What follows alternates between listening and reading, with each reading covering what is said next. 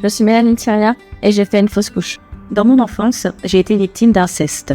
J'ai fait un burn-out quand j'étais salariée. J'ai créé l'Harmonieuse pour espérer sortir de ma précarité. On m'a diagnostiqué un cancer du sein et quelques semaines plus tard, je me suis séparée de mon compagnon. J'ai survécu à une embolie pulmonaire.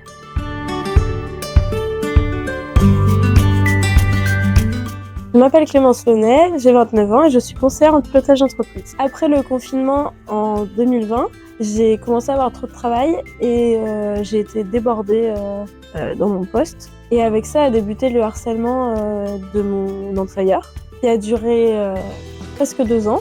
Et ça s'est arrêté parce que au bout d'un moment, j'ai craqué et je me suis rendu compte que j'ai fait un burn-out.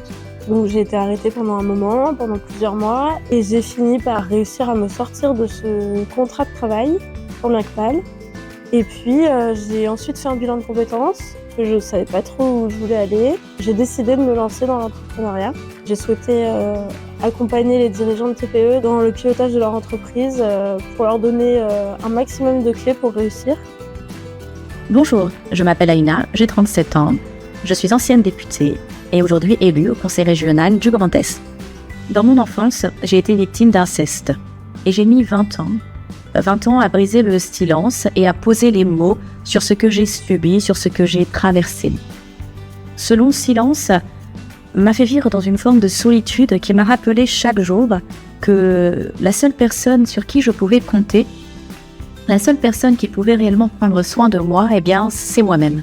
Et c'est dans cet état d'esprit que j'ai évolué, dans cet état d'esprit que j'ai voyagé, que j'ai vécu et travaillé à l'étranger, que j'ai créé mon entreprise et puis que je me suis engagée en politique. Je me dis que j'ai certes vécu des drames, traversé des moments difficiles, relevé certains défis, mais que la chance s'est bien souvent trouvée sur mon chemin.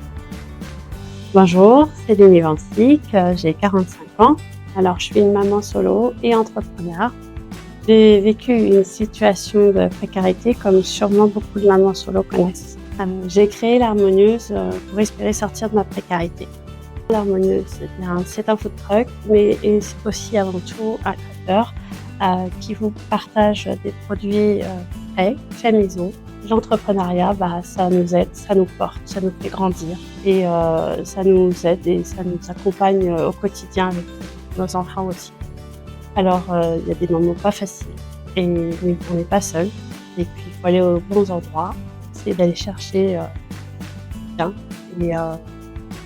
et avec les femmes aussi. La sororité est vraiment très importante entre femmes pour pouvoir se soutenir et s'accompagner dans ces moments difficiles. Bonjour, je m'appelle Stéphanie, j'ai 52 ans, je suis pâtissière et j'ai créé l'atelier biscuits de Steph en juin 2022. Au moment où j'ai ouvert mon entreprise, on m'a diagnostiqué un cancer du sein et quelques semaines plus tard, je me suis séparée de mon compagnon.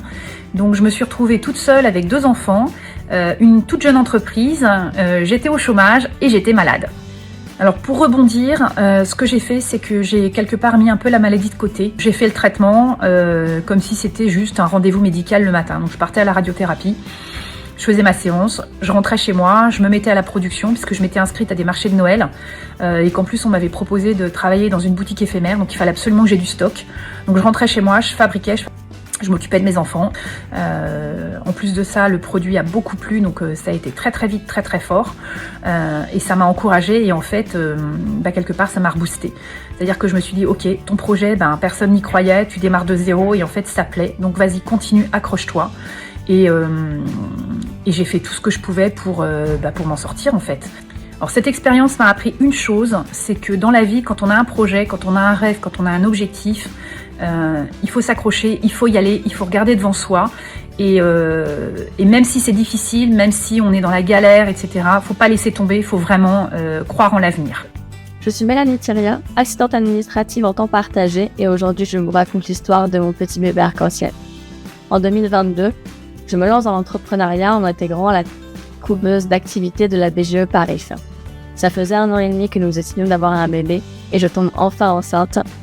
Nous sommes heureux avec mon mari, nous nous épanouissons et nous nous projetons. Malheureusement, après 8 semaines, le cœur de notre bébé n'était pas assez fort et nous avons dû lui dire au revoir. Ce fut une terrible nouvelle et l'entrepreneuriat m'a permis de ne pas m'effondrer. Car le lendemain, je reçois un devis signé et l'appel d'un prospect qui avait rejeté mon devis mais qui s'est ravisé, avec qui j'ai commencé la mission 2 semaines plus tard. J'ai bien sûr été extrêmement entourée par mes proches, autant dans la perte de mon petit bébé que dans l'entrepreneuriat. 3 mois plus tard, un soir, je dis à mon mari, ça y est, je me sens enfin prête à réessayer de faire un bébé au cycle suivant. Et c'est le cycle du bonheur et du miracle, car Amy est venue se loger au creux de moi et fait notre bonheur depuis bientôt 16 mois. 2023 a été l'année de tous les grands événements et de toutes les bonnes nouvelles, le lancement de Démélanine, la naissance d'Amy et la demande en mariage de l'amour de ma vie. L'univers ne nous laisse jamais tomber, alors si on apprend à écouter les signes, rien n'arrive par hasard. Bonjour, je m'appelle Kumba, j'ai bientôt 50 ans, je suis executive coach.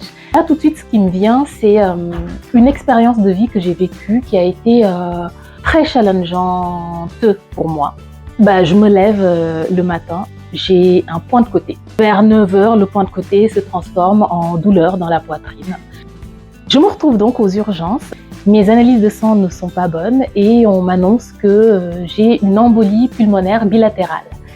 Cette expérience était édifiante parce que je me suis retrouvée pendant 17 jours à l'hôpital. J'étais dans un job où je trouvais plus mon bonheur. Alors j'ai décidé de me lancer dans un master. J'ai repris mes études, j'ai préparé un master en management et coaching. Aujourd'hui, je suis executive coach et j'accompagne les gens dans leur milieu professionnel pour que plus jamais on se sente obligé de rester confiné dans un boulot qui ne fait plus notre bonheur. Nous méritons bien plus que ça.